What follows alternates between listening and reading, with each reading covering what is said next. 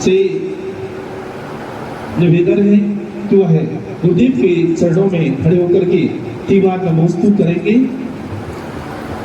नमोस्तु गुरुवर, नमोस्तु गुरुवर, नमोस्तु गुरुवर। इसके प्रारंभ में हम सभी मंगलाचरण अति आवश्यक है। तो श्रीमती सुधीर जी से आग्रह करते हैं कि वह मंगलाचरण के रूप में एक भजन प्रस्तुत करने की कृपा करें।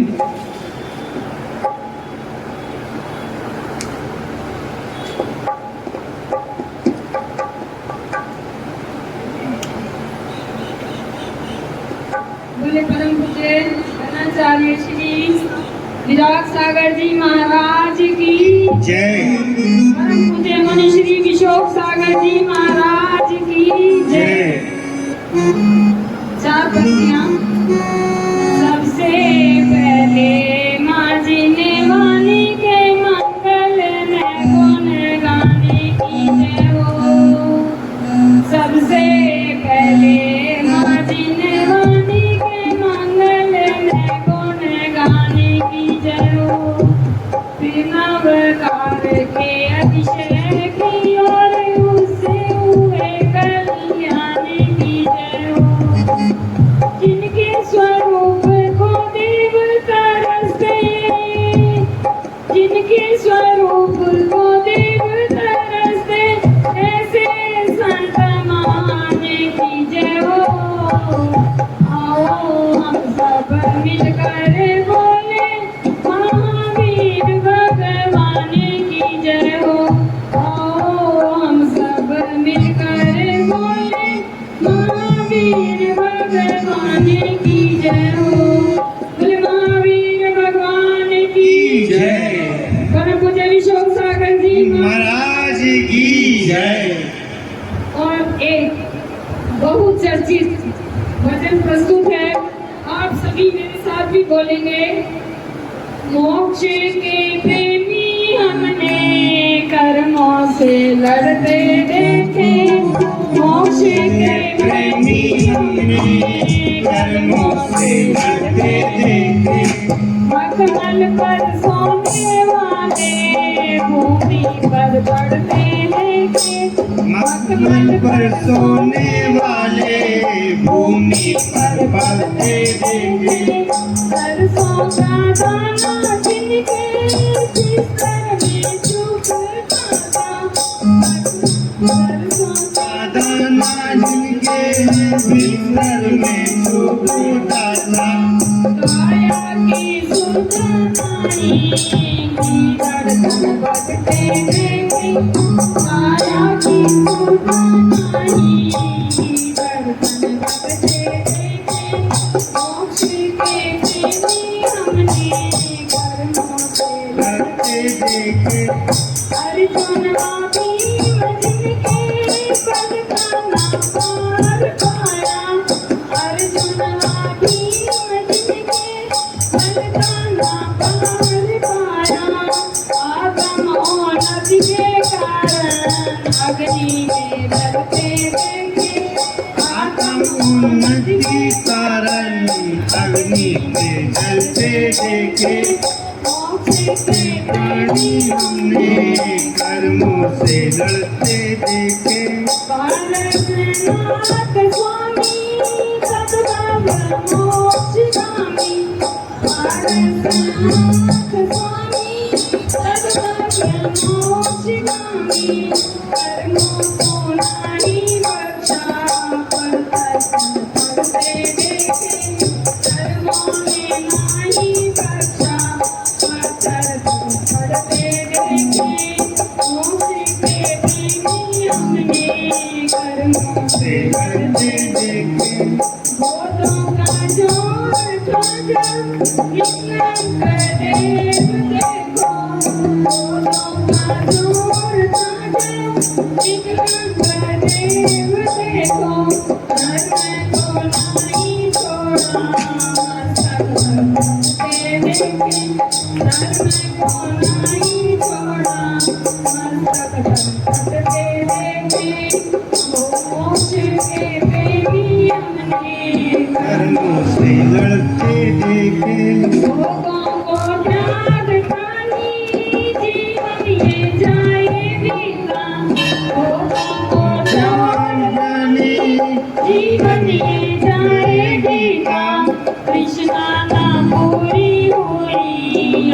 चढ़ते देखे कृष्णा ना बोली हुई आरती पर चढ़ते देखे मोक्ष के प्रेमी हमने कर्मों से बढ़ते देखे मोक्ष के प्रेमी हमने कर्मों से बढ़ते देखे कमल पर सोने वाले भूमि पर बनते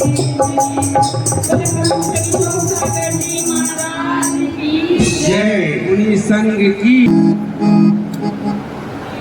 छोटी छोटी भैया उम्र वाले बाल चलो लगे माता कुसुम कोला छोटी छोटी भैया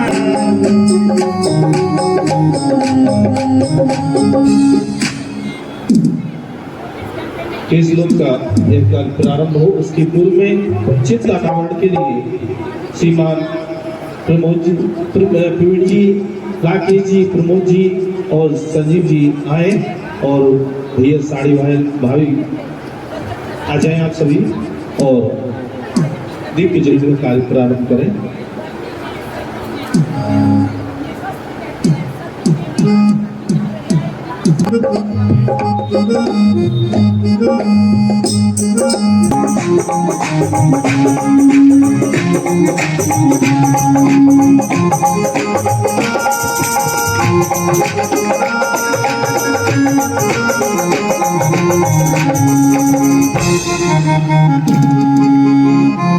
ज्योत से ज्योत जलाते चलो ज्ञान की गंगा बहाते चलो ज्ञान की गंगा बहाते चलो ज्योत से ज्योत जलाते चलो ज्ञान की गंगा बहाते चलो ज्ञान की गंगा बहाते चलो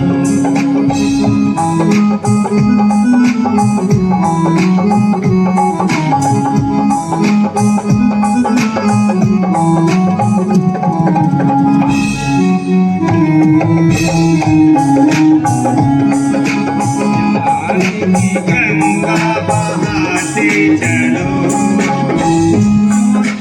जोत जलाते चलो ज्ञान की गंगा बहाते चलो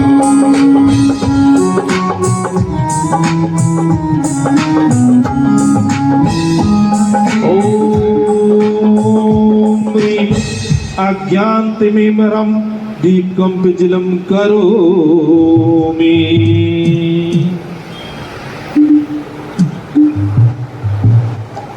सभी नमो सीताराम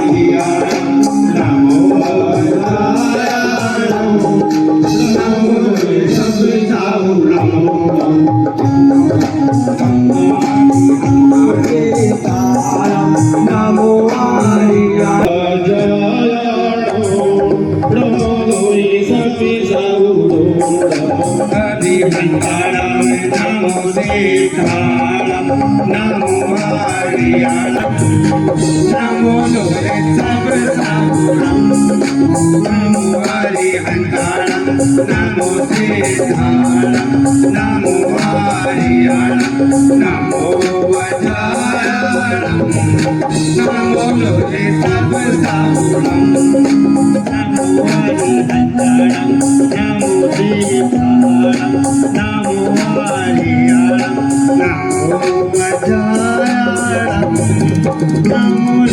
सब सापुरम नमो हरिहंताणा नमो सीताराम नमो हरियाणा नमो वजारणम नमो लोरे सब सापुरम नमो हरिहंताणा नमो सीताराम नमो हरियाणा नमो वजारणम नमो लोरे सब सापुरम नमो हरिहंताणा हरिहंताणं नमो सीताणं नमो आर्याणं नमो वज्रायाणं नमो लोहे नमो हरिहंताणं नमो सीताणं नमो आर्याणं नमो वज्रायाणं नमो लोहे महाराज की जय महाराज की जय मुनि संघ की जय नरे महावीर फूल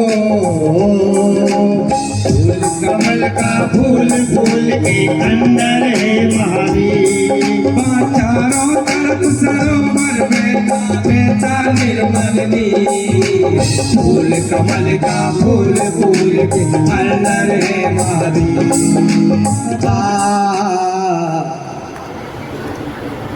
छोटी छोटी पैया घुंघरवल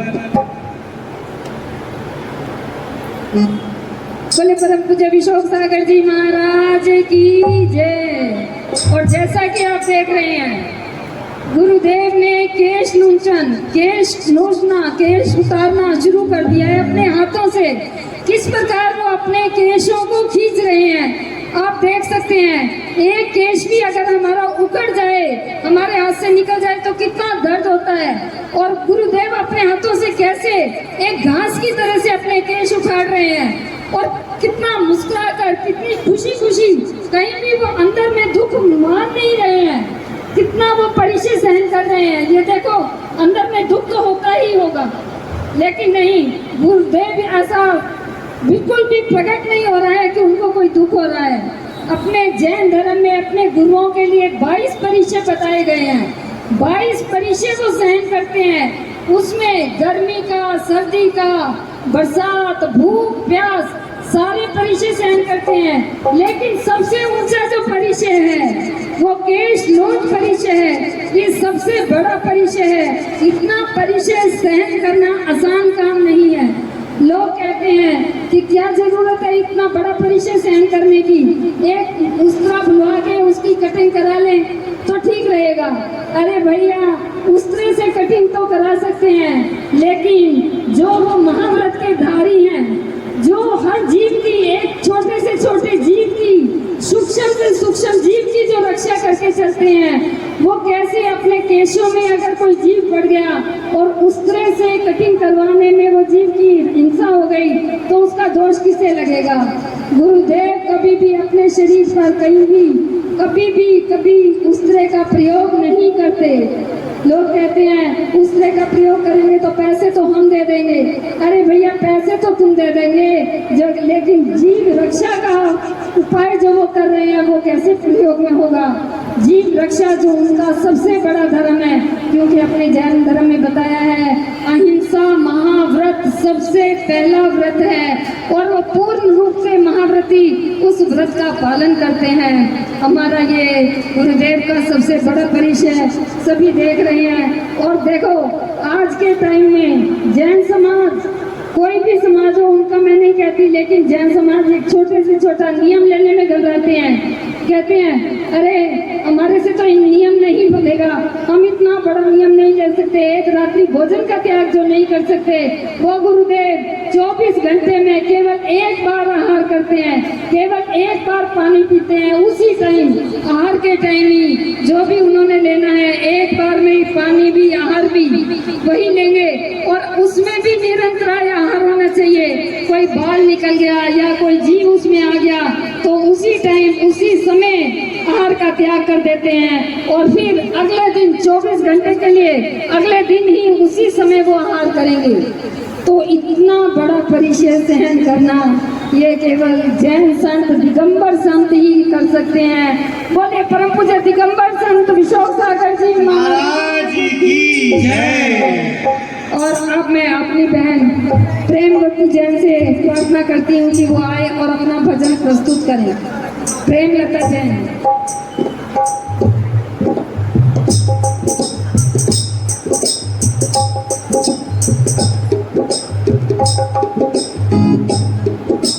Thank you.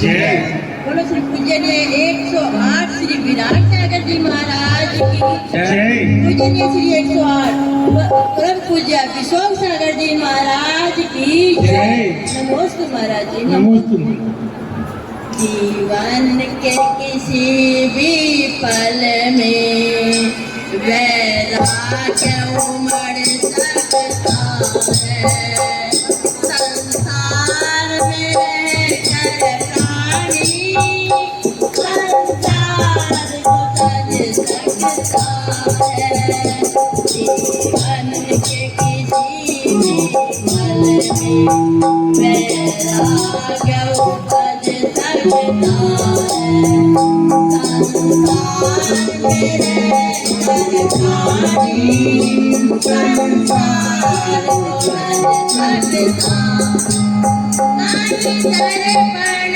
देख विरक्ति काहे तक देख बैरागी बिन कारण देखता लेता वो पूरब जन्म का त्यागे कंस साधु ही कितने सद्गुण से सज सकता है संसार में रहकर प्राणी संसार को तज सकता है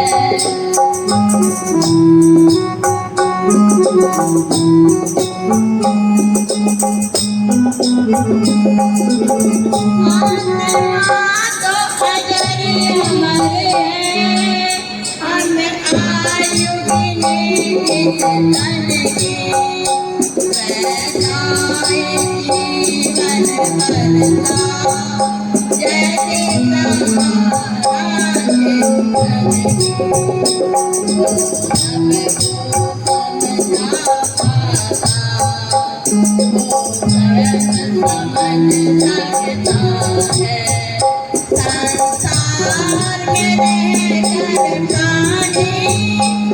संसार को तज सकता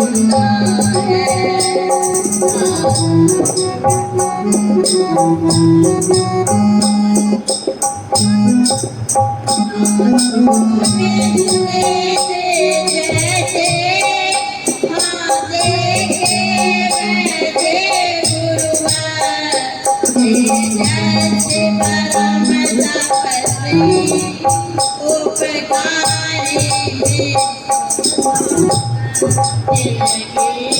तुम्हारी सुनकर हर परसन सुलझ सकता है संसार में संसार को तज सकता है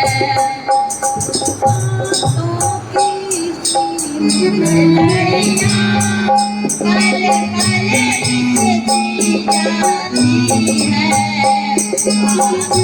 तेरे बारों में जो क्षण क्षण रित रही मंगल में होवे जीवन मंगल में धरती अंबर है नाद नमन हो मंगल में होवे कलगन मंगल में होवे तन जन मंगल में होवे तन जन पल में वैराग्य उमड़ सकता है संसार में रहकर प्राणी संसार को तज सकता है जीवन के किसी भी पल में वैराग्य उपज सकता है संसार में रहकर प्राणी संसार को तज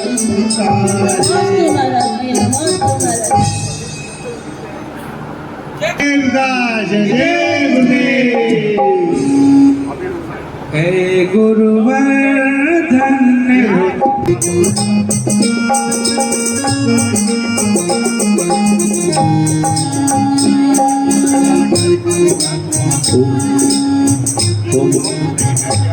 हमारी जो साधना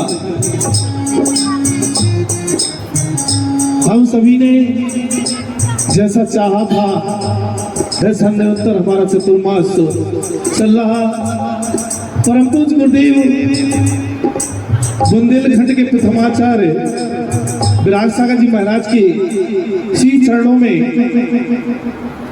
जब सकल दिगंबर जी समाज ने निवेदन किया, गुरुदेव ने मंद मंद मुस्कान से अपनी स्वीकृति देना प्रारंभ की। और जब पूर्णतः गुरुदेव के चरणों में सभी सकल दिगंबर जी समाज परम पूज्य 108 विश्व सागर जी महाराज के श्री चरणों में अनेकांत धाम पहुंचे और वहां निवेदन किया, गुरुदेव हम सभी की मंगल भावना, हम सभी प्यासे हैं, चाहते हैं कि हिसार नगर में आपका चातुर्मास हो। गुरुदेव ने कहा आप सभी हैं तो आज श्री 1000 श्री दिगंबर जैन बड़ा मंदिर नागौरी गेट में जो आज कार्यक्रम देख रहे हैं, यह भव्य आयोजन परम पूज्य 108 विश्व सागर जी महाराज शासन लोग यहाँ चातुर्मास कर रहे हैं। निरंतर जुलाई से लेकर के यह दीपावली तक यह कार्य चलता रहेगा। निरंतर प्रतिदिन मंगल कार्य प्रतिदिन हो रहे हैं। परम पूज्य 108 गुरुदेव सुख सागर जी महाराज ने हम सभी को कल्याण मंदिर पाठ इत्यादि का वाचन कराया और हर रविवार को एक विशेष प्रवचन के माध्यम से जीवन जीने की कला परम पूज्य गुरुदेव सिखाते हैं। आज उसी कार्यक्रम में आप देख रहे हैं परम पूज्य 108 गुरुदेव सुख सागर जी महाराज को अपने हाथों के द्वारा अपने केशों का रंजन कर रहे हैं। दिगंबर पंथ में एक ऐसी परंपरा है कि गुरुदेव 22 परिसर को शांत करते हैं। उस परिसरों में जैसे कि कभी दिगंबर मुनिराज कभी दहन नहीं करते, फिर भी उनके पूरे शरीर से कभी दुर्गंध नहीं आती है, कभी दंत हवन नहीं करते, दातुन इत्यादि नहीं करते, मंजन नहीं करते हैं। उसी तरह केशों का लोचन भी वह अपने हाथों से करते हैं। जैसे कि आप सभी आज देख रहे हैं परम पूज्य गुरुदेव निरंतर जिस तरह से एक व्यक्ति एक किसान अपने हाथों से आंसू को उखाड़ता है, उसी तरह आज गुरुदेव भी अपने हाथों से इन केसों को उखाड़ रहे हैं। किसी प्रकार की कोई औजार का वह उपयोग नहीं करते हैं, क्योंकि औजार करने के उपयोग करने के लिए दो चीज़ों की आवश्यकता होगी। सबसे पहले तो हमें यदि किसी से कार्य कराते हैं तो उसके लिए कुछ रुपये पैसे देने पड़ेंगे। तो गुरुदेव एक अपरिग्रहधारी होते हैं, वह कभी अपने पास किसी प्रकार का कोई परिग्रह नहीं रखते। उनके हाथ में सिर्फ किसी को कमंडल रहता है, यदि हो सके तो कभी शास्त्र इत्यादि होते हैं, लेकिन उसके अलावा कुछ नहीं होता। वस्तु पैसे इत्यादि कुछ नहीं होते हैं। दूसरा क्या होता है कि वह यदि किसी औजार से यदि अपने केसों को मिटवाएंगे तो निश्चित रूप से किसी भी चीज पर घात हो सकता है। इसी उसके बचाने के लिए भी वह निरंतर अपने हाथ से वह केसों का रक्षण कर रहे हैं। निश्चित रूप से हम सभी को जब एक बाल यदि हम उखाड़ते हैं तो बाल पूर्ण हो जाता है हमें, लेकिन गुरुदेव अपने हाथों से यह क्रिया हमेशा 4 महीने के अंदर करना आवश्यक होती है। यह दिगंबर पंथ में आवश्यक है कि वह 4 महीने उत्कृष्ट 3 और 4 महीने के बीच में एक बार केश रंज आवश्यक रूप से करते हैं और किसी प्रकार का कोई पदार्थ इसमें नहीं लगाते कि केश निकालने के लिए। सिर्फ राख का उपयोग इसलिए करते हैं कि केश पकड़ में आ जाए। आपको लगता होगा कि ये राख लगा रहे हैं, तो राख लगाने का मतलब सिर्फ केस पकड़ने में आ जाए, इसलिए लगाई जाती है। यह कठोर परिश्रम सहते हुए कठिन चर्या को करते हुए आज आप सभी देख रहे हैं और आप सभी मंगल भावना भाए एक गुरुदेव की यह चर्या हमेशा चलती रहे। ऐसी मंगल भावना के साथ अपने परम पूज्य 108 विश्व सागर जी महाराज की जय जय। जैन धर्म कहने का नहीं, सहने का धर्म है। आप क्या करेंगे? बहुत बढ़िया प्रश्न है आपका। निश्चित रूप से यह पंथ क्या होता है, पंथ कोई ऐसी भी वस्तु नहीं है कि जिसको हमेशा खरीदा जाए या चीज आ जाए, परंतु तो एक ऐसी होती परंपरा होती है। जैसे हमारे पूर्वाचार्य ने जिस प्रकार की क्रिया बताई है उस क्रिया के अनुसार कार्य करते हैं और निश्चित रूप से यह हमेशा सहन करने की शक्ति होती है। जैसे कि हमारे गुरुदेव क्या करते हैं कि निरंतर पैदल चलते हैं, चाहे हजारों किलोमीटर की यात्रा क्यों ना करना पड़े वह पैदल करते हैं। किसी प्रकार का जूते चप्पल इत्यादि नहीं पहनते, किसी प्रकार का कोई वाहन इत्यादि का उपयोग नहीं करते हैं। वह हमेशा कठिन चर्या को सहन करते हैं। यहाँ की आहार चर्या के लिए भी वह दिन में सिर्फ एक बार आहार पानी लेते हैं। यदि उसमें भी यदि किसी प्रकार का कोई जीव आ जाए, यदि कोई कंकड़ आ जाए, कोई पत्थर आ जाए, तो उस समय उसी समय वह अपने अन्य जन को छोड़ करके दूसरे दिन की क्रिया करते हैं। बीच बीच में कई अनेक तप करते हैं। ऐसे ऐसे व्रत बताए गए हैं दिगंबर पंथ में कि निस्सिंग पीड़ को होता है एक दिन आहार और दूसरे दिन उपवास होता है। उपवास भी निर्जला होता है, किसी प्रकार का जल पानी इत्यादि किसी प्रकार का उपयोग नहीं करते। दूसरे दिन 2 उपवास, 1 आहार, तीसरे दिन 3 उपवास, 1 आहार, इस तरह से 15 तक चलता है और 15 के बाद पुनः 14 यदि बाल बड़े रखेंगे निश्चित रूप से तो जीव उत्पन्न होगी, तो जीव का जो घात होता है उसका दोष लगता है, पाप लगता है। हमारे यहाँ दिगंबर पंथ के अनुसार कहा गया 5 प्रकार के पाप बताए, हिंसा, झूठ, चोरी, कुशील और परिग्रह। यदि हिंसा किसी प्रकार की जीव मात्र यदि मन वचन काय से भी हम करते हैं, किसी प्रकार की हिंसा कहलाती है। मन से यदि हमने किसी प्रकार के मन में सोच लिया हम किसी जीव का घात कर रहे हैं, वचन से यदि हमने कह दिया कि इसको मारो तो उसमें भी दोष लगता है, और क्रिया से यदि हम अपने हाथ से भी किसी को मारते काटते तो उसको दोष लगता है। इसीलिए हमारे दिगंबर साहब ने किसी प्रकार का तो एक बड़े इसलिए आपका नाम बता दीजिए और संत का नाम परम गुरुदेव का नाम है। परम एक द्रोणाचार्य संत नागसागर जी महाराज के परम शिष्य और इनका नाम परम 108 साल की महाराज और मेरा नाम पंडित विष्णु शास्त्री। अभी धन्यवाद। हमारे यहाँ जो मीडिया पधारे उनके लिए सकल दिगंबर जैन समाज की ओर से हार्दिक अभिनंदन, स्वागत, वंदन है। आप निरंतर परम पूज्य गुरुदेव की क्रिया को देख रहे हैं। जैसा कि हम कह रहे थे कि परम पूज्य गुरुदेव के चरणों में अनेकान भाव हो। जब सकल दिगंबर जैन समाज निवेदन करने के लिए पहुंचे, श्रीफल गुरुदेव के चरणों में समर्पित किया। गुरुदेव से निवेदन किया है, गुरुदेव हम सभी चाहते हैं कि आपका मंगल चातुर्मास हिसार नगर में हो, जिससे कि हम अपने आप में धर्म कर सके और धर्म को जाने। परम पूज्य गुरुदेव ने अपने मंद मंद मुस्कानों से स्वीकृति दी, लेकिन गुरुदेव ने कहा कि आपको एक परिश्रम करना पड़ेगा। परम पूज्य गुरुदेव के पास जाकर के भी आपको स्वीकृति प्रदान करनी होगी, लेकिन गुरुदेव तो करुणा के धारी, मंद मंद मुस्कान को, और वह हिसार नगर पर तो ऐसी उन्होंने कृपा की कि एक नहीं दो नहीं अनेक साधु लेकर के इस मंगलमय भूमि पर वह पधारे और हमारा मंगलमय पूरा भव्य पंचकलाड़क गुरुदेव के सानिध्य में हुआ। उसी समय से हिसार वालों के नगर में था, मन में था कि वह अपने नगर में गुरुदेव का चातुर्मास कराएं, और गुरुदेव निरंतर पूर्व में भी हिसार 2008 में आए, पधारे और विभिन्न प्रकार के आयोजन कराए।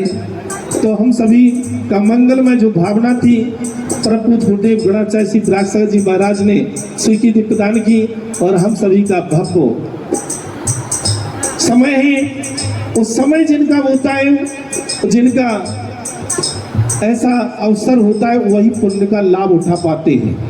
गंगा नदी हमेशा बहती रहती है, अनेक नदियां हमेशा बहती रहती हैं, नदियों का काम तो बहना ही है, लेकिन उसमें से कोई एक चिल्लू पानी पी लेता है, कोई अपने खेत को सिंचन कर लेता है, वह अपनी फसल को उगा सकता है। इसी तरह परम पूज्य गुरुदेव हम सभी को निरंतर धर्म की गंगा बहा रहे हैं, और हमारा परिश्रम, हमारा पुण्य कितना जागृत होता है, हम कितना उसका लाभ उठा सकते हैं, वह उसी का पुण्य है, और हमें उठाना भी चाहिए। और अब आधा लगभग समय व्यतीत हो गया, चातुर्मास का आधा रह गया, मध्य में आ गई, लेकिन कहते हैं अंत भला सो सब भला। अभी भी कुछ नहीं बिगड़ा। परम पूज्य गुरुदेव के सानिध्य में 10 लक्षण महापर्व का भव्य आयोजन कल से प्रारंभ होगा। आप सभी इस आयोजन में आवश्यक रूप से सम्मिलित हो। समय भी लगता है, धन भी लगता है, लेकिन हम क्या करते हैं, हमेशा क्या कहते हैं, परिभूषण पर्व आ रहा, यही कहते हैं ना। और जब कोई आता है तो क्या होता है, हमें अपना समय भी देना होता है और कुछ खर्च भी करना होता है, लेकिन खर्च की तो कोई विशेषता यहाँ है नहीं। अपने को अपना मनोबल बनाना है, अपना समय देना है, और समय देंगे तो निश्चित रूप से गुरुदेव हमेशा कहते हैं कि आप हमें समय देंगे, हम आपको समय सार देंगे। तो आप समय सार ग्रहण करने के लिए इच्छुक हैं तो अवश्य रूप से कल से आप सभी 10 लक्षण महापर्व में सम्मिलित हों, आए और वह भजन प्रारंभ करें। बोलिए गणाचार्य श्री विराग सागर जी महाराज की जय। बोलिए 108 श्री विशोक सागर जी महाराज की जय।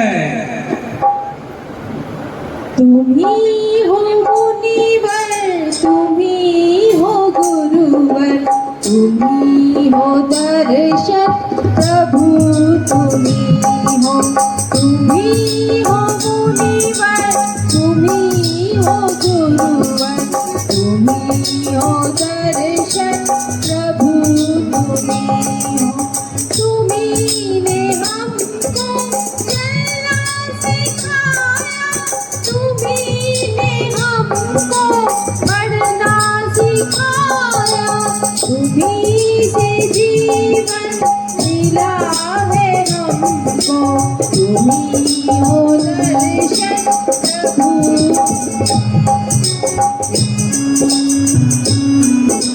जो कल खिलेगा वह फूल हमने, तुम्हारे चरणों की धूल हम हैं। जो कल खिलेगा वह फूल हमने, तुम्हारे चरणों की धूल हम हैं। तुम्ही हो ज्योति, तुम्ही हो मोती, तुम्ही हो दर्शन प्रभु,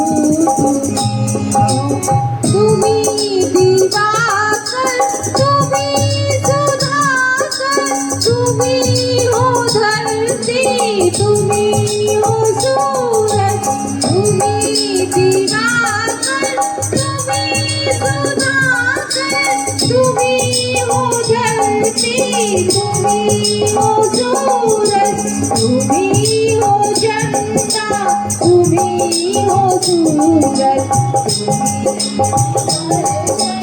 प्रभु तुम्ही हो। तुम्ही हो मुनिवर, तुम्ही हो गुरुवर, तुम्ही हो दर्शन प्रभु, तुम्ही हो।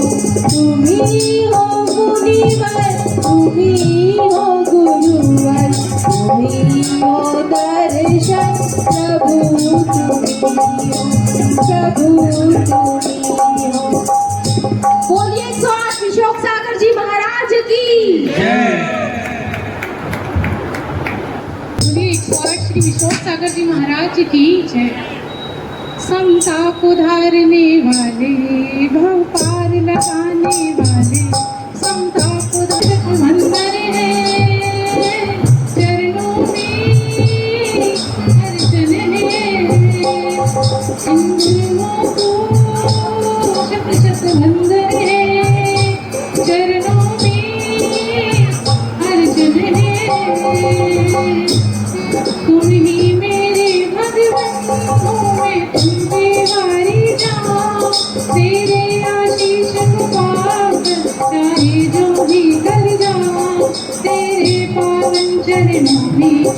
सबको झुका देंगे हम, तेरी महिमा गा गा हम, दुनिया को बता देंगे हम, इन गुरुओं को शत शत वंदन है, चरणों में अर्चन है, नित्य पुण्य किरण बरसाती तेरी प्यारी सूरत, भगवान नजर आते हैं जब देखो तेरी सूरत, जब जब हम तुमको ध्याए तेरी ही शरण पाए, तेरा नाम जपे जो मन वांछित फल पा जाए, इन गुरुओं को शत शत वंदन है, चरणों में अर्चन है, इन गुरुओं को शत शत वंदन है, चरणों में अर्चन है। बोले आदिनाथ भगवान की जय।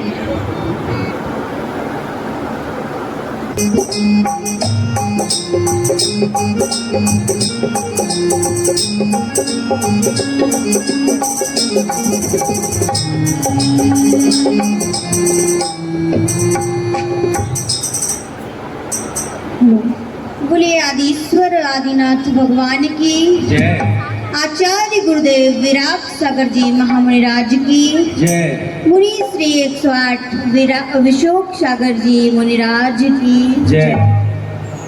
संत साधु बन के विचरूं, वह घड़ी कब आएगी, संत साधु बन के विचरूं, वह घड़ी कब आएगी, चल पड़ूं मैं मोक्ष पथ में, वह घड़ी कब आएगी, चल पड़ूं मैं मोक्ष पथ में, वह घड़ी कब आएगी, हाथ में पीछे कमंडल ध्यान आत्म राम का, हाथ में पीछे कमंडल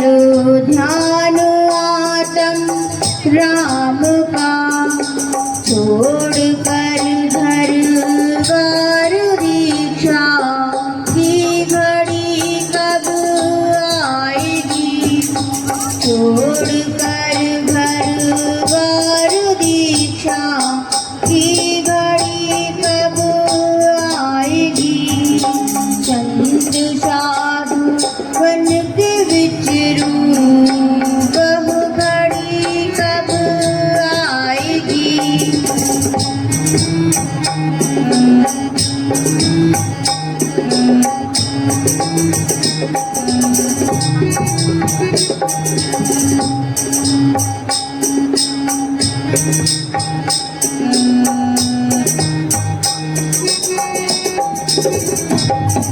आएगा वैराग्य मुझको इस दुखी संसार से, त्याग दूंगा मोह ममता की घड़ी कब आएगी, संत साधु बन के विचरूं, वह घड़ी कब आएगी,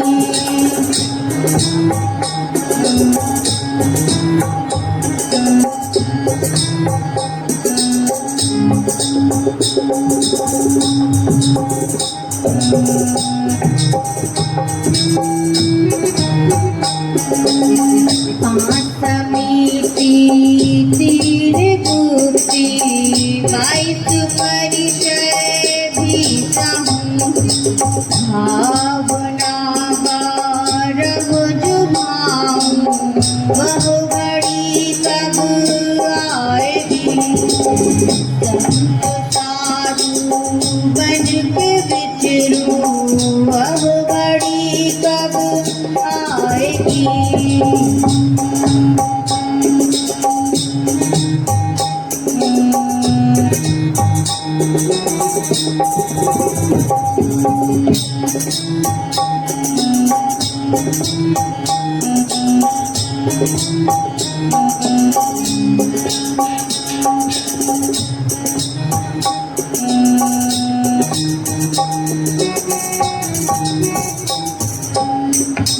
उपाधि त्याग कर निज तत्व का चिंतन करूं निर्विकल्प होवे समाधि बहु घड़ी कब आएगी संत साधु बन के विचरूं बहु घड़ी कब आएगी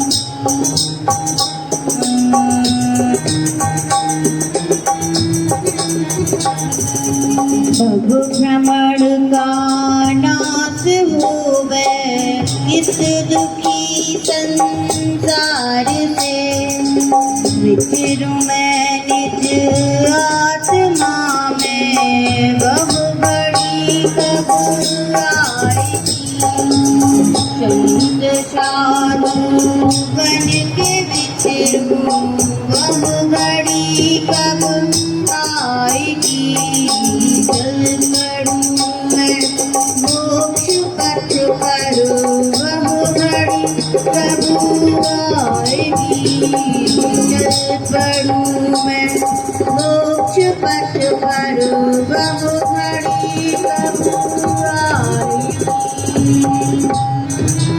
बोलिए मुनि श्री अशोक सागर महाराज की जय।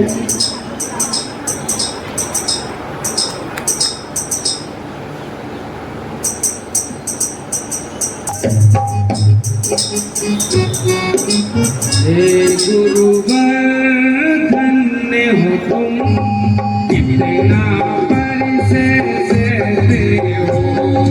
हे गुरुवर धन्य हो तुम कितना परिशेष हो। सर्दी गर्मियाँ बरसे तुम अपने में रहते हो। हे गुरुवर धन्य हो तुम कितना परिशेष हो।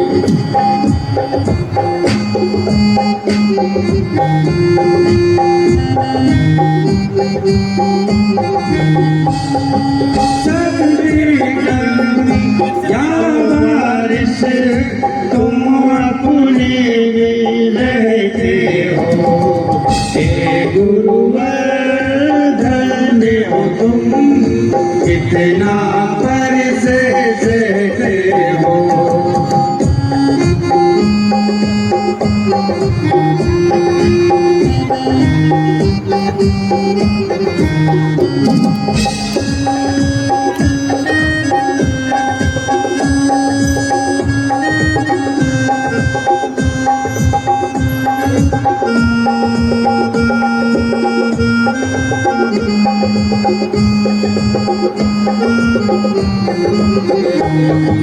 हे गुरुवर धन्य हो तुम कितना परिशेष हो।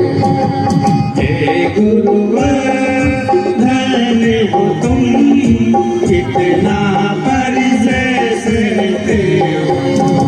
सर्दी गर्मियाँ बारिश तुम अपने में रहते हो। हे गुरुवर धन्य हो तुम कितना परिशेष हो।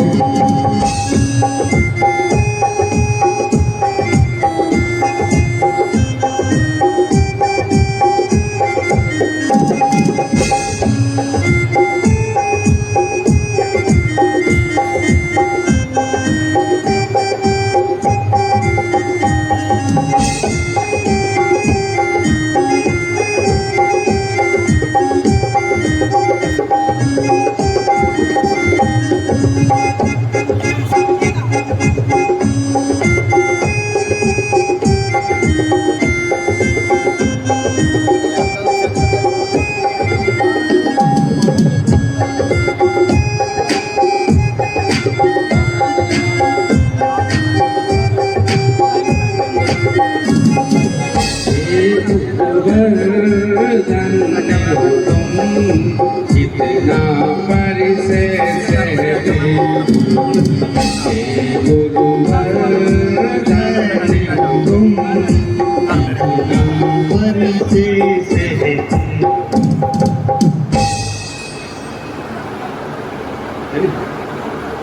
छोटी छोटी मैया घूंगर वाले पास, प्यारों लगे माता कुसुम खोला। छोटी छोटी मैया घूंगर वाले पास, प्यारों लगे माता कुसुम खोला। खुशियाँ मनाए सारी सारे समाज, खुशियाँ मनाए सारी सारे समाज, चारों लगे माता कुसुम खोला। छोटी छोटी भैया घूंगर वाले बा,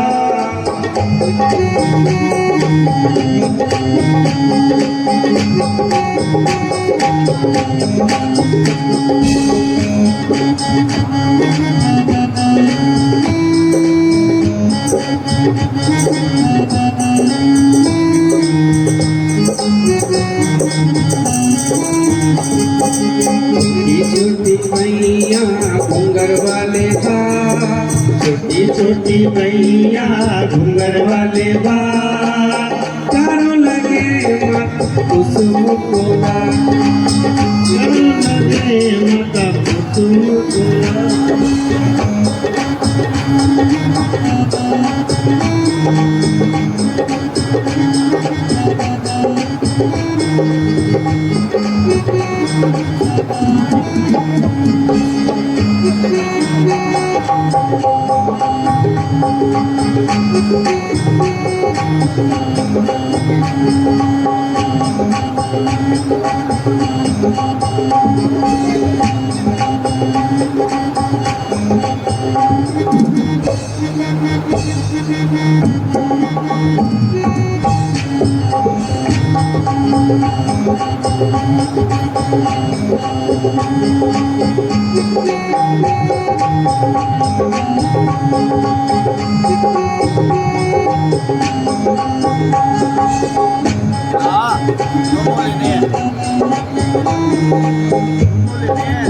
कोई बात नहीं, महाराज जी की ज्यादा जरूरी है।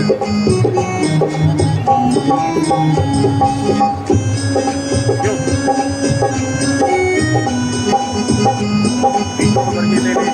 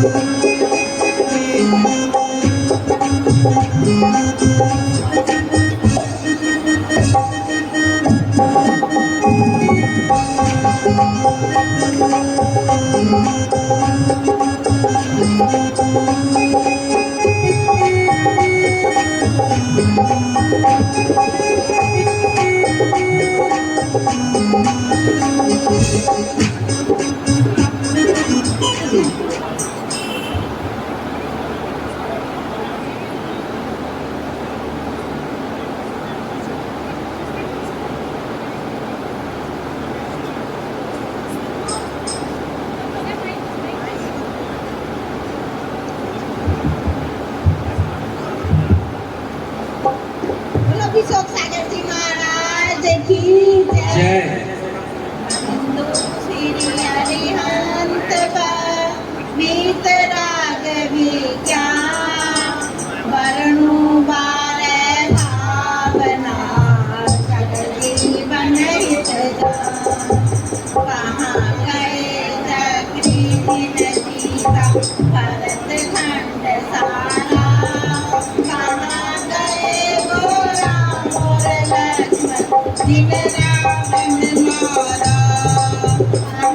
कृष्ण रोमणि सत्यभामा अरु संपत्ति सारी कहाँ गए वह रंग महल अरु सुवर्ण की नगरी नहीं रहे वह लोभी घोर दूध भरे रण में गए राज तज पांडव वन को अग्नि लगी सन में मोहरे दसे उखड़े चेत तुखे जगावन को हो दयाल उपदेश करे गुरुवार भावन को सूरज चांद छिपे निकले ऋतु फिर कर आवे प्यारी आई ऐसे बीते पता नहीं पावे पर्वत पतित नदी सरिता जल बह कर नहीं डटता श्वास चलत यो घटे काठ जो आरो सो कटता ओस बूंद जो गले धूप में वांजलि पानी यौवन ही न्योते हैं क्या समझे प्राणी इंद्रजान आकाश नगर सम जग संपत्ति सारी अतिर रूप संसार विचारो सब नर अरु नारी काल सिंह ने मृग चेतन को घेरा भव वन में नहीं बचा हारा कोई यो समझो मन में मंत्र यंत्र सेना धन संपत्ति राजपाट छूटे बस नहीं चलता काल लुटेरा काय नगरी लूटे चक्र रतन हल धर सा भाई काम नहीं आया एक तीर के लगत कृष्ण की भी नस गई काया देव धर्म गुरु शरण जगत में और नहीं कोई भ्रम से फिरे भटकता चेतन यूं ही मर खो जन्म मरण अनुराग रोग से सदा दुखी रहता धर्म क्षेत्र अनुकाट भाव भर तन सहता छेदन भेदन नरक पशु गति बद बंधन से राग उदय दुख सूर गति में कहाँ सुखी रहना भोगे पुण्य फल हो एक इंद्र जा इसमें लाली उतवाली दिन चार हुए फिर कुर्बान विपत्ति में कहीं न सुख देखा पंचम गति सुख मिले सुबह शुभ को मैं तो देखा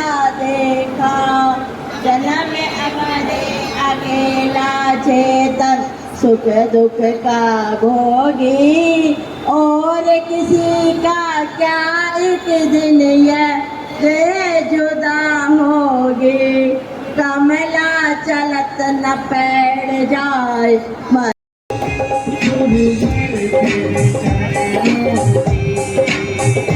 तुझे धूल जो मिल जाए चरणों की रजता तक धीर संभल जाए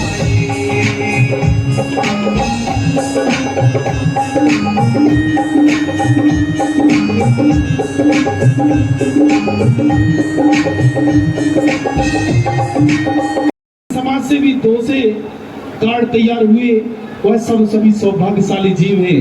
ऐसे अवतरण दिवस पर हम सभी ने बधाई देने का सौभाग्य प्राप्त किया। बाकी में सच्ची बधाई तो मां कुसुम देवी को है, जिन्होंने ऐसी पुत्र को जन्म दिया।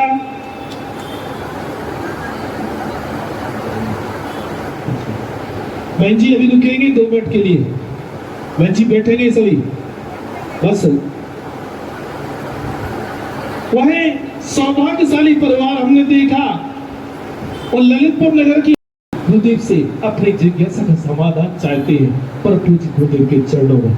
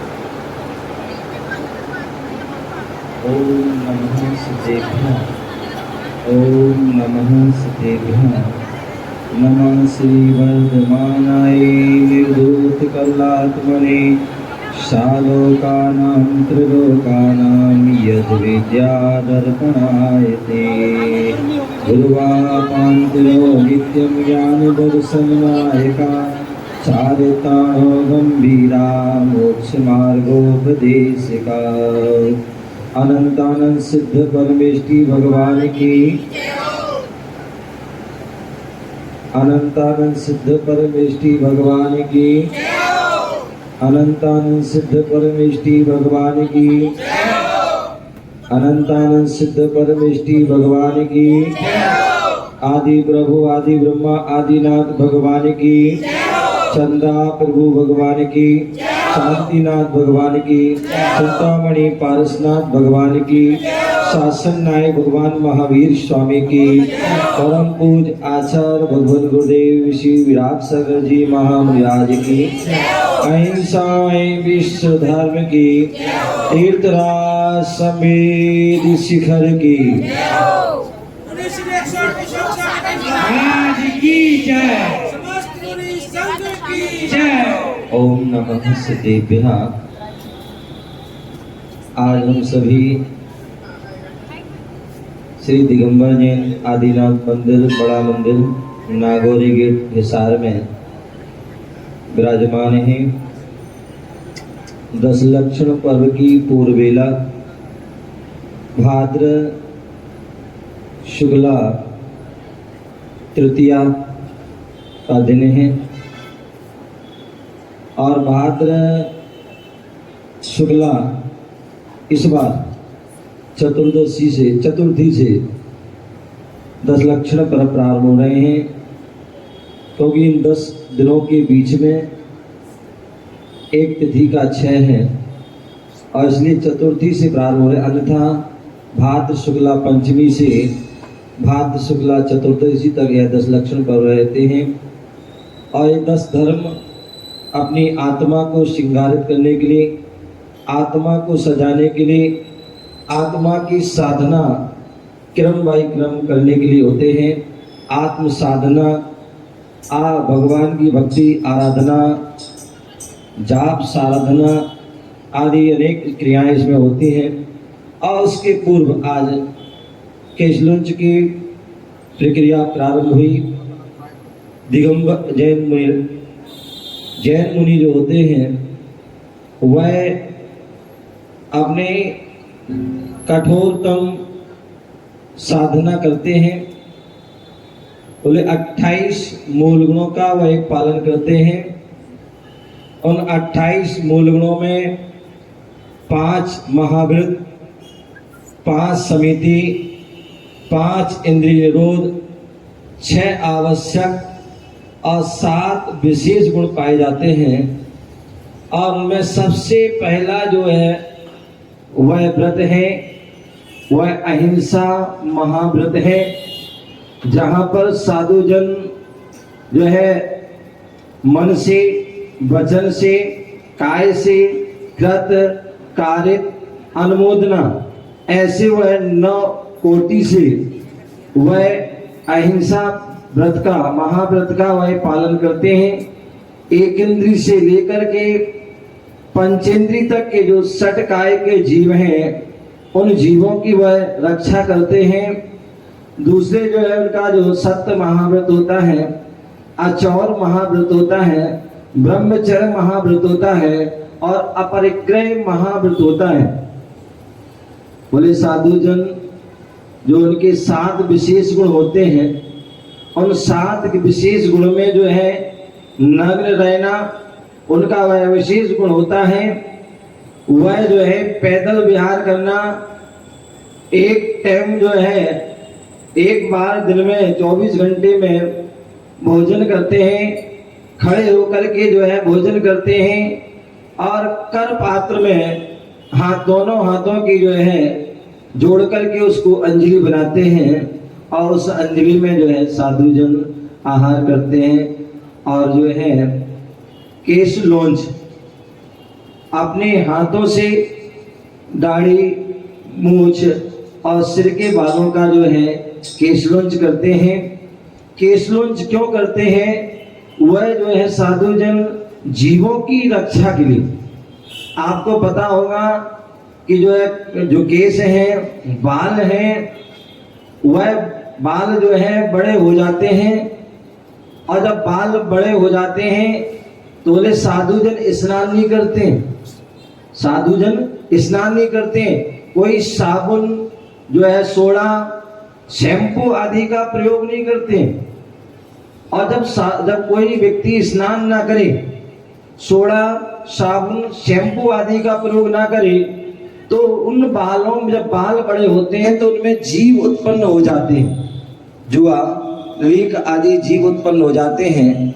और जब जीव उत्पन्न हो जाते हैं, स्नान आदि करते नहीं है तो सम्मोचन जीव आदि हो जाते हैं और उन जीवों को जो है उठने बैठने में, सोने में आदि, खुजली आदि के माध्यम से हो सकता है उन जीवों की प्रार्थना हो और उन जीवों की जो है प्रार्थना ना हो, उनकी रक्षा हो। इसलिए वह आगम में कहा गया है कि जो है साधुजन केशलोंज करते हैं।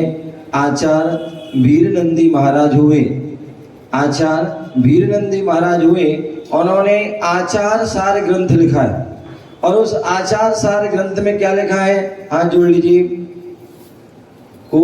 चश्म सूक लोंचो लुंचन स्यादयतः परिसह जया देने वैराग्या संग सैमा यश्चतुस्त्री द्विमासेषु सोपवासे विधौ यते जगन्यम मध्यम ज्येष्ठम साप्रतिक्रमणे दिने।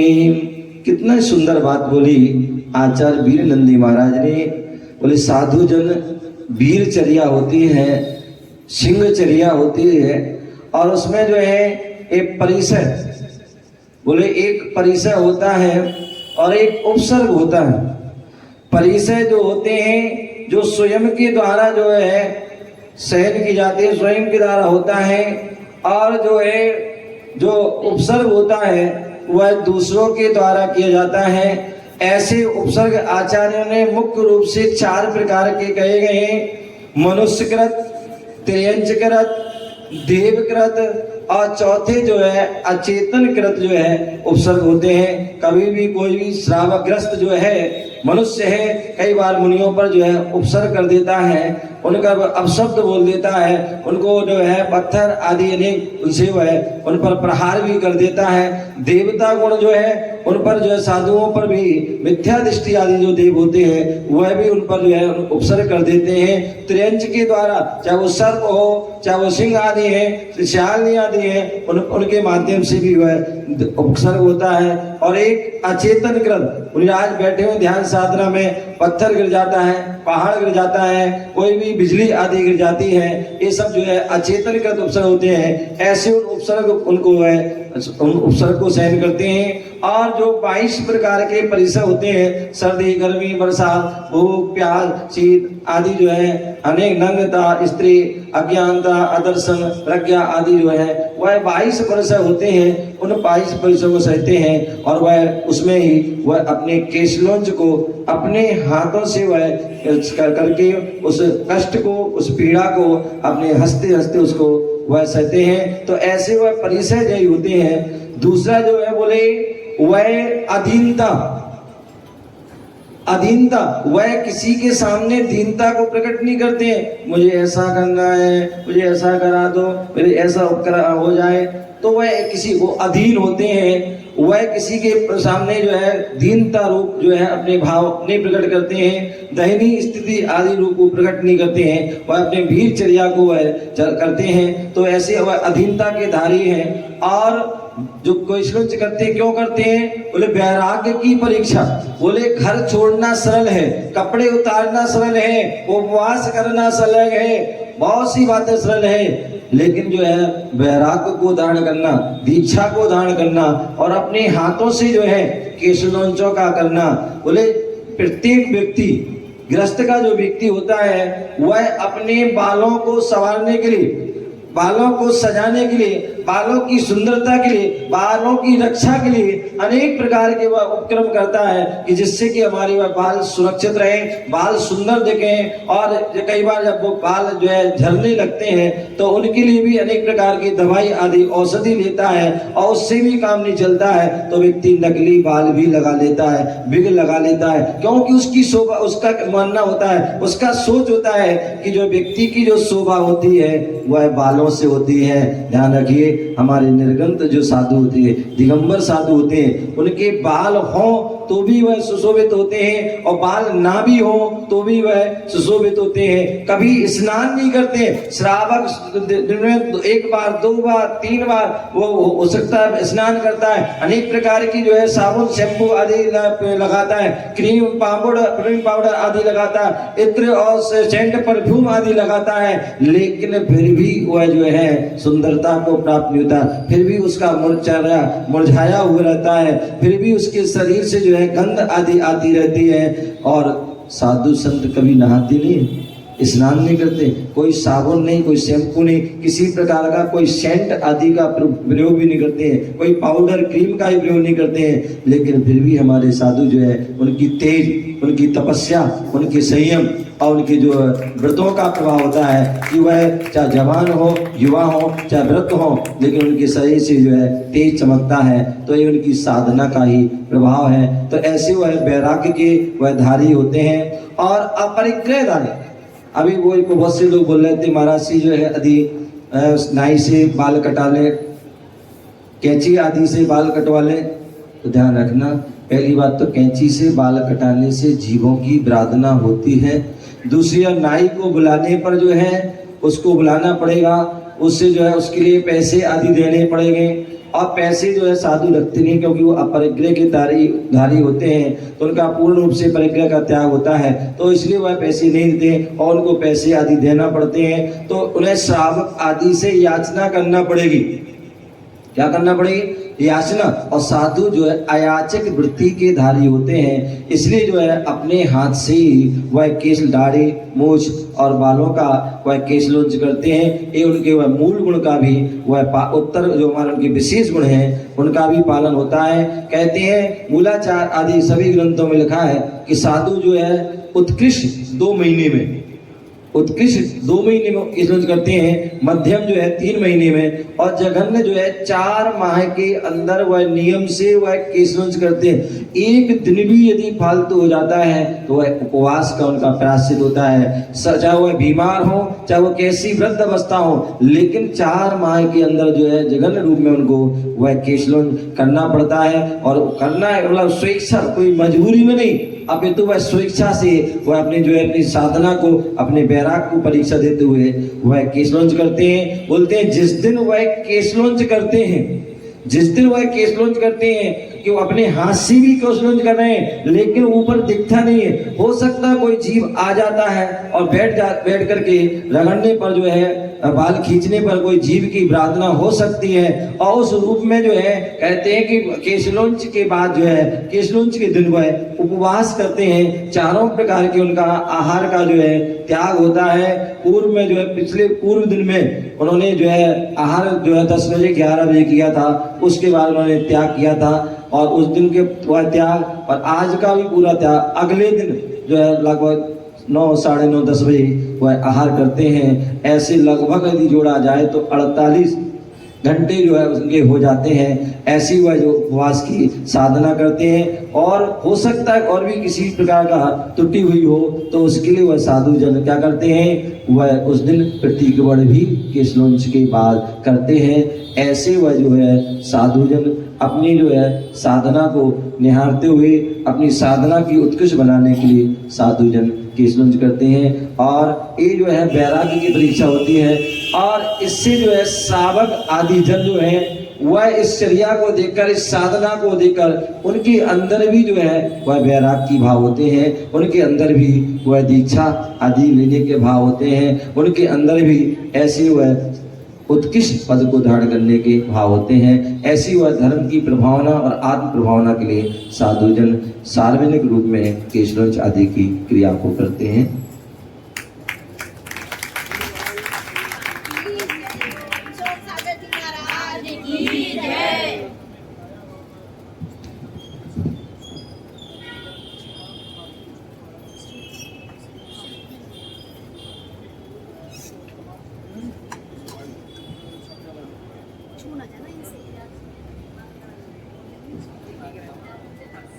केशलुंज गुरु करते हैं, परिसय से ना डरते हैं। केशलुंज गुरु करते हैं, परिसय से ना डरते हैं। स्वापर का कल्याण करें, भव की बाधा हरते हैं। स्वापर का कल्याण करें, भव की बाधा हरते हैं। गुरु की चर्याए ओ गुरु की चर्याए अनुपम कहलाए रे। जीवन है पानी की बूंद कब मिट जाए रे। जीवन है पानी की बूंद कब मिट जाए रे। होनी अनहोनी ओ होनी अनहोनी कब क्या घट जाए रे। जीवन है पानी की बूंद कब मिट जाए रे। जीवन है पानी की बूंद कब मिट जाए रे।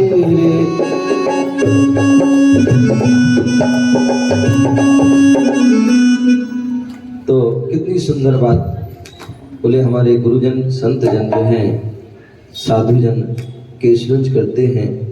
और केशलुंज एक परिसय का प्रतीक है कि वह साधना से वह डरते नहीं हैं, साधना से वह अपना स्वागत करते हैं, अपनी जो है वह अपनी विशेषता गुणों को प्रकट करते हैं। स्व पर कल्याण, और इस साधना के माध्यम से स्व का भी अपना कल्याण करते हैं। क्योंकि जितना उपसर्ग सहते हैं, जितना परिसर सहन करते हैं, जितनी तपस्या करते हैं, जितनी कठोर जो है साधना करते हैं, उससे उतना ही उनका कल्याण होता है। तो इसलिए स्व का भी कल्याण, और केशलुंज अपने हाथ से कर रहे हैं तो इसलिए जो अन्य जीवों की रक्षा हो, इसलिए पर का भी वह जो है कल्याण करते हैं।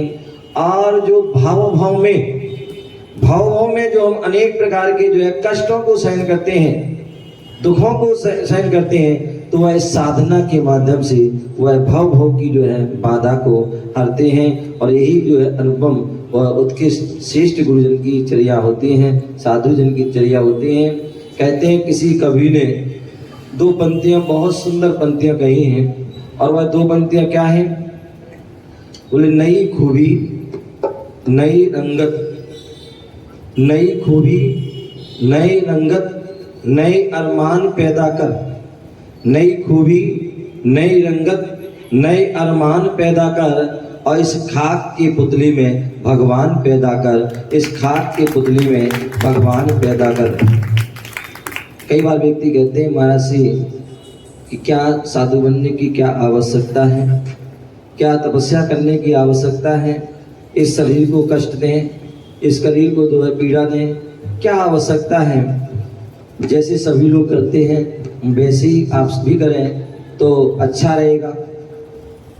तो ध्यान रखिए, जैसा सभी करते हैं यदि वैसा ही साधु करें तो फिर साधु में और तुम्हारे अंदर कोई विशेषता नहीं रही, फिर दोनों ही समान हो जाएंगे। फिर उनके अंदर जो है वो पूजता आदि जो है विशेषता नहीं रहेगी। तो इसलिए नई खूबी साथ जो वैरागी जन होते हैं, महापुरुष होते हैं, वो क्या करते हैं अपने जीवन में नई खूबी, बोले नए ख्वाब, नए जो है उनकी जो है सोच होती है कि हमें जो है जो सभी करते हैं वो हमें नहीं करना है। कहते हैं कि जो है जब बच्चे का जन्म होता है तो माँ सोचती है, माँ विचार करती है, क्या करती है कि हम अपने बच्चे को जो है बड़ा होकर के हम उसको डॉक्टर बनाएंगे, किसी को इंजीनियर बनाएंगे, किसी को जो है हम जो है और भी अनेक वकील बनाएंगे, किसी को सीए बनाएंगे, किसी को क्रिकेटर बनाएंगे, किसी को जो है नेता बनाएंगे, किसी को और भी अभिनेता बनाएंगे, आदि अनेक प्रकार की वह सोच होती है। लेकिन संत जो महापुरुष होते हैं वह कहते हैं जो सामान्य सभी जन करते हैं वो मैं नहीं करूँगा। सामान्य व्यक्ति पढ़ाई करता है, लौकिक पढ़ाई करता है, संत जन केवल लौकिक ही पढ़ाई नहीं अपितु पारलौकिक पढ़ाई भी करते हैं। बोले संत जन जो श्रावक जन ग्रस्त जो होते हैं वह जो है अपने जीवन में अनेक अनेक ख्वाब देखते हैं कि मैं बनूंगा, मैं वो बनूंगा, मैं ऐसा करूंगा, वैसा करूंगा। लेकिन महापुरुष होते हैं मैं धर्म को धारण करूंगा, मैं अणुव्रतों को धारण करूंगा, मैं महाव्रतों को धारण करूंगा, मैं संयम को धारण करूंगा, मैं तपस्या को धारण करूंगा। तो ऐसी नई खूबी और नए रंग व्यक्ति जो है घर में रहता है, किसी को व्यापार का रंग होता है, किसी को खाने पीने का रंग होता है, किसी को जो है अनेक प्रकार के विषय भोगों में रचने का उसका रंग होता है। लेकिन जो है महापुरुष होते हैं वह नई सोच, नए अरमान, उनको नए अपनी जो है ख्वाब होते हैं, अपने जीवन में नई विशेषता। बोले जो है सभी जन जो है क्या करते हैं, बोले सभी जन जो है कपड़े आदि को पहनते हैं, साधु कहते हैं हम जो है कपड़े नहीं पहनेंगे। श्रावक ग्रस्त जो है कपड़े पहनते हैं लेकिन वह कहते हैं हम निर्वस्त्र रहेंगे। बोले श्रावक जो है गाड़ी घोड़ा वाहन आदि का प्रयोग करते हैं, साधुजन पैदल विहार करते हैं, अपने पग विहार करते हैं। श्रावक जन जो है वह विषय भोगों में लगते हैं, साधुजन योगों में लगते हैं। साधुजन जो है श्रावक जो है अपने बालों को जो है नाई से कैंची उस्त्रा आदि से कटवाते हैं, और साधुजन जो है अपने हाथों से जो है वह केश लॉन्च करते हैं। श्रावक जन जो है पिक्चर मूवी सिनेमा आदि का जो है देखते हैं, साधु संत अपनी आत्मा को देखते हैं। बोले श्रावक जो है दिन रात कमाता है, साधु जन श्रावक जो है दिन रात वह कमाता है और वह एक हाथ से खाता है। ग्रस्त जो है दिन रात दोनों हाथ से कमाता है और वह एक हाथ से जो है क्या करता है, खाता है। और साधु जो है बिल्कुल भी नहीं कमाते हैं लेकिन फिर भी वह दोनों हाथ से खाते हैं। ये जो है साधु की जो है नई खूबी है, नए रंगत है और नए अरमान है कि मुझे जो है डॉक्टर नहीं, इंजीनियर नहीं, वकील नहीं, सीए नहीं, आदि नहीं बनना है। यदि बनना है तो हमें मुनिराज बनना है, महाव्रती बनना है, मुझे महान बनना है, मुझे अरहंत बनना है और मुझे सिद्ध बनना है। ऐसे वह जो है अपने जीवन में अरमान पैदा करते हैं। क्यों? क्योंकि उन्हें पता है कि ये जो जीवन है, ये जो शरीर है कैसा है। बोले खाक का पुतला है, माटी का पुतला है। बोले जो पंचभूत आदि से जो कहते हैं जो है क्या बनता है, उद्गल आदि जो है उनसे वह ये जो शरीर बनता है। और एक दिन वह पुद्गल में क्या होता है, मिल जाता है। माटी का पुतला जो है माटी में मिल जाता है। बोले माटी का पुतला माटी में मिले, माटी का पुतला माटी में मिले, उसके पहले उस माटी के पुतले में से जो आत्मा है उस आत्मा को श्रेष्ठ बना ले। क्योंकि विद्वानों ने, नीतिकारों ने, आचार्यों ने कहा है शरीर माध्यम खलु धम्मो। बोले शरीर के माध्यम से जो है हम अपनी साधना कर सकते हैं, तपस्या करते हैं, और शरीर के माध्यम से जो है जो आत्मा को परमात्मा भी बना सकते हैं। तो इसलिए जो है शरीर के माध्यम से वह साधना करते हैं। तो ऐसे इस खाक का पुतला, ये पुतला खाक हो, उसके पहले जो है उसमें से जो है भगवान को जो है प्रकट कर लेते हैं। भगवान की जो शक्ति है उसको, गुणों को जो है प्रकट कर लेते हैं। ऐसे वह साधना होती है। बोले हमें लकीर के फकीर नहीं बनना। बोले जो हमारे बाप दादा करते थे, जो दुनिया करती है वो ही करना है, तो वो नहीं करना है। बोले हम लकीर से अलग हटके जो है चलते हैं। आपने सुना होगा एक कहानी आती है, और वो क्या कहानी आती है कि एक जो है व्यक्ति था और वह क्या करता था, टोपी बेचता था। क्या करता था, एक व्यक्ति था वह टोपी बेचता था। और पहले जो है मार्केट में, गांव मतलब जो है गांव आदि में रहता था, और जो है किसी शहर आदि में गांव जाकर के वह टोपी बेचता था। और जैसे ही वह रास्ते में जंगल से जाता था, और जंगल के रास्ते जाता था, तो रास्ते में एक नदी पड़ती थी। तो वह क्या करता था, अपनी थकान को मिटाने के लिए वह एक जो है नदी के पास वृक्ष के नीचे लेट जाता था और अपनी टोपी आदि वहीं रख देते था। और जैसे वह लेटता था तो उसकी नींद लग जाती थी। किसी के बैठते नींद लग जाती है, किसी के लेटते ही नींद लग जाती है, और किसी की खड़े खड़े ही अन्य कार्य करते करते भी नींद लग जाती है।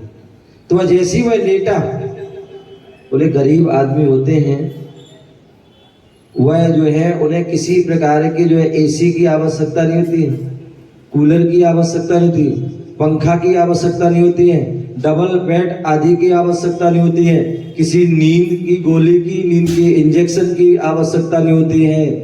अपितु जो है वह तो किसी भी पेड़ के नीचे या कहीं पर भी छत पर भी, कभी चबूतरे पर आदि कहीं भी स्थान पर देखते हैं और लेट जाते हैं, और जैसे ही लेटते हैं तो नींद भी उनको लग जाती है। तो वह व्यक्ति भी जैसे ही लेटा उसकी नींद लग जाती है, और जैसी नींद लगती है तो जिस पेड़ के नीचे लेटा हुआ था उसी पेड़ पर जो है कुछ बंदर रहते हैं, और वह क्या करते हैं, एक एक करके जो आते हैं और उनकी वह टोपी जो है क्या करते हैं, टोपी एक एक करके टोपी ले जाते हैं और अपनी लगा लेते हैं।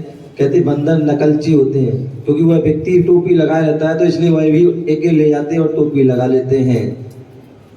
जैसे ही बंदर की नींद, उसकी जो टोपी वाले की नींद खुलती है, और जैसी नींद खुलती है वो देखता अरे टोपी तो सारी गोल है, यहाँ देखता वहां देखता कोई नहीं दिखा रहा, ऊपर पेड़ के ऊपर देखता तो सारे बंदर जो है टोपी लगाए बैठे,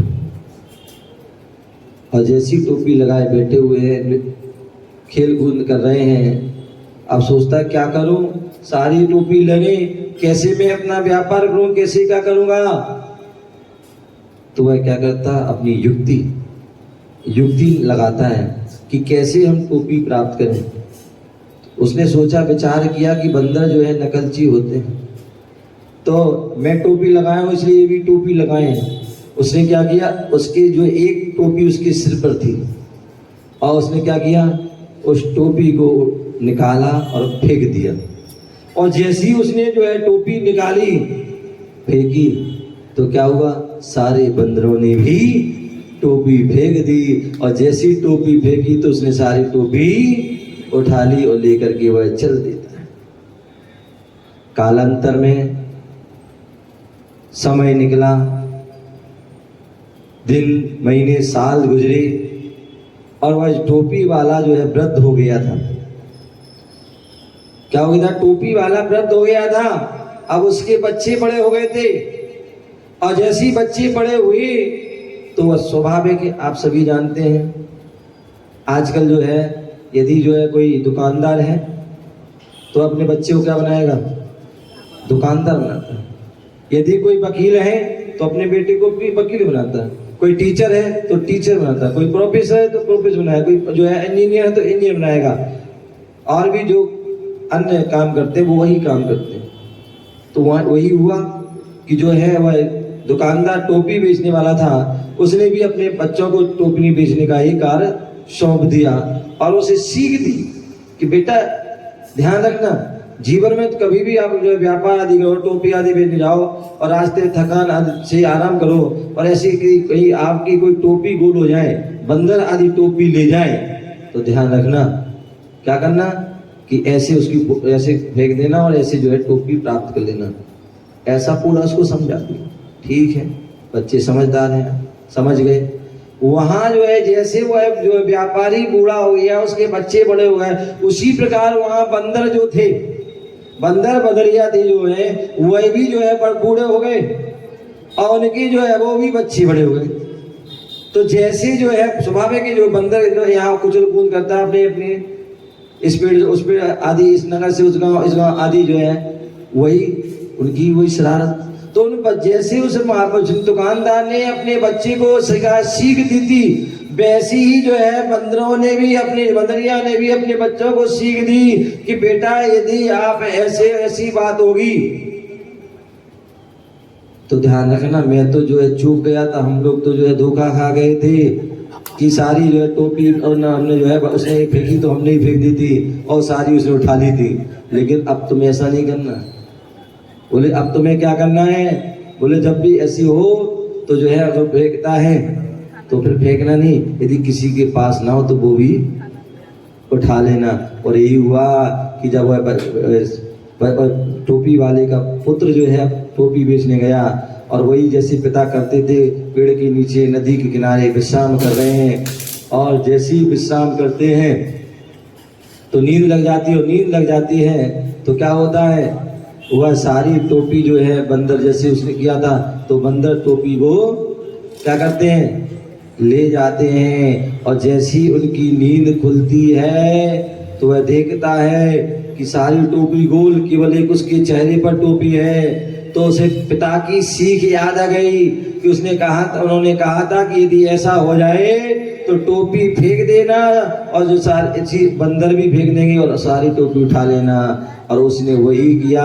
ध्यान रखें, समय निकल गया, बदल गया, और जो है समय बदला, लोग बदले, सोच बदली, विचार बदले, लेकिन वह जो है वही का वही था, वही उनकी सोच, वही कार, वही विचार, वही भाव। लेकिन वह बंदर भी जो है वृद्ध हो गए थे, उनके बच्चे आए थे।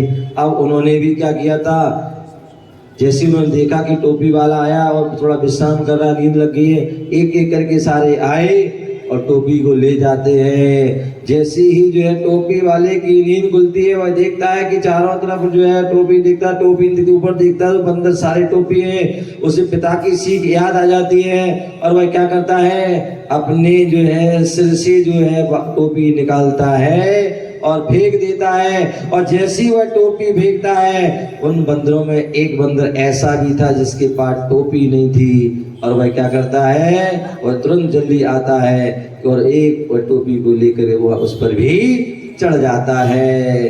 कहने का तात्पर्य है कि जो है वह टोपी वाला जो था, उसने वही पुरानी रीत, वही सोच, वही विचार रख के उनको बताया था, इसलिए। और लेकिन वह बंदर जो थे, उन्होंने अपनी नई सोच को जोड़ा था, नए उनको किया था, और यही कारण हुआ कि वो उन सारे की टोपी रही, और जो एक के पास नहीं थी उसको भी के पास भी टोपी आ जाती है। कहने का तात्पर्य जो है, साधु संत जो होते हैं, महापुरुष होते हैं, ज्ञानी पुरुष होते हैं, वह अपने जीवन में क्या करते हैं, पुरानी वही लकीर नहीं, पुरानी वही जो बातें नहीं, जो बाप दादा आदि करते आ रहे, माँ बाप करते आ रहे, जो सारी दुनिया करती आ रही, वही क्रिया करें नहीं। और वह क्या करते हैं, कुछ हट करके, कुछ नई सोच, नई जो है नई खूबी वो है प्रारंभ करते हैं, नई रंगत नए रंगों को जो है प्रस्तुत करते हैं और नए अरमान जो है पैदा करते हैं और इस खाक के पुतले में भगवान पैदा करते हैं। साधु संत वही अनवरत हर समय अपनी नई साधना नई अपनी तपस्या साधना को कर करके अपने जीवन में श्रेष्ठ पद को पाने का साधना करते हैं और श्रेष्ठ पद पाने के लिए जो अपनी तपस्या करते हैं और क्रम से एक दिन वह उस श्रेष्ठ पद जो अनंत पद है, सिद्ध पद है, उसको प्राप्त करके अपने जीवन को सार्थक करेंगे। ऐसी हम भावना को भाएं। बोले केश लॉन्च करना और केश लॉन्च जो है देखना। बोले जो कर रहे हैं वह तो अपनी साधना कर रहे हैं, कर ही रहे हैं और अपने वैराग को मजबूत कर रहे हैं, लेकिन जो देखते हैं वह भी अपने जो है वैराग को मजबूत करते हैं, अपने वैराग को जागृत करते हैं और यही भावना पाते हैं कि हे भगवान वह क्षण वह पल कब आए कि हम भी इस चर्या को, इस कठोर बोले विश्व की सर्वोत्कृष्ट जो उत्कृष्ट चर्या है तो वह केश लॉन्च की करी चर्या है। जो एक बाल यदि किसी का खिंच जाए तो जो है उसको कष्ट होता है, पीड़ा होती है, वेदना होती है, लेकिन साधु संत जो है वह एक करके जो है हंसते मुस्कुराते हुए प्रसन्न चित्त होकर के वह एक बालों को वह निकाल करके जो है वह जैसे एक किसान होता है और किसान जो है अपनी फसल के में जैसे जो है एक पौधे को जो है पकने पर वह निकाल देता है, उसी प्रकार जो है संत जन भी वह अपने बालों को एक करके निकाल देते हैं। यह सर्वोच्च चर्या करके वह अपनी जो है वैराग को प्रदर्शित करते हैं। तो हम सभी देख करके ऐसी भावनाएं कि हमारे अंदर भी वह शक्ति आए और हम भी क्रिया करके अपने जीवन को सफल बनाएं। इसी भावना से जय बोलो महावीर भगवान की। और उसी चर्या उसी साधना का जो है प्रतीक रूप में जो है आप सभी को पता है 10 लक्षण पर्व होते हैं। ये भी जो है साधु के गुण उत्तर गुण हैं।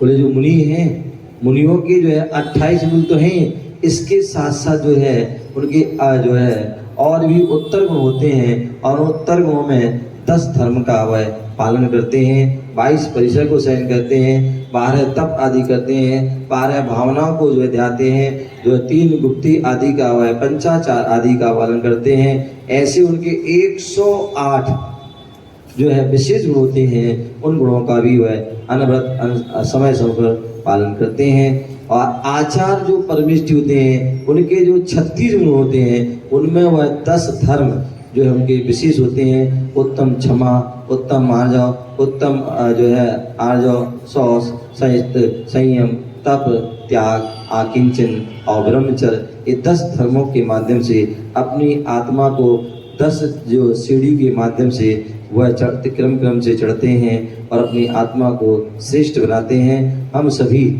अपना जो है उस साधना की ओर कदम बढ़ाना है। हम यदि मुनि ना बन सकें कोई बात नहीं, हम आर्य का नहीं बन सकें कोई बात नहीं, कम से कम ये 10 दिनों में इन 10 धर्मों को एक जो है धर्म को एक दिन में समझें, उनको जो है जानें, उनको जान करके जो है अपने जीवन में शक्ति के अनुसार उसको पालन करने का प्रयास करेंगे तो निश्चित ही आप भी उन 10 धर्मों के माध्यम से आप भी महान बन सकते हैं। कल आज से ही आप तैयार हो जाएं और कल प्रातः काल से यहाँ पर जो है सामूहिक यहाँ पर जो है संगीतमय जो है अपनी पूजन होगी। हमारे पंडित जी अशोक जी शास्त्री आदि के माध्यम से वह पूजन आदि कराई जाएगी। तो हम सभी ध्यान रखिए, हम जो प्रतिदिन क्या करते हैं वह आप उसको अलग कर देना, दूर रखना, लेकिन जो है 10 दिन ऐसी साधना करना है, ऐसी भक्ति आराधना करना है कि ये 10 दिन आपके जो है पूरे साल और पूरे साल ही क्या पूरा जीवन को आपको महका दें, पूरे जीवन को सुगंधित कर दें, पूरे जीवन को विशेष बना दें। तो इसलिए कल से आप इन क्रियाओं में प्रत्येक सुबह शाम आदि जो क्रियाएं हैं उनमें उपस्थित होकर विशेष पुण्य कार्य करके अपने जीवन को सफल बनाएं। ओम नमः सिद्धेभ्यः। कल प्रातःकाल 6 बजे से यहीं से सामूहिक पूजन प्रारंभ हो जाएगी। दोपहर में चाहेंगे तो आप सब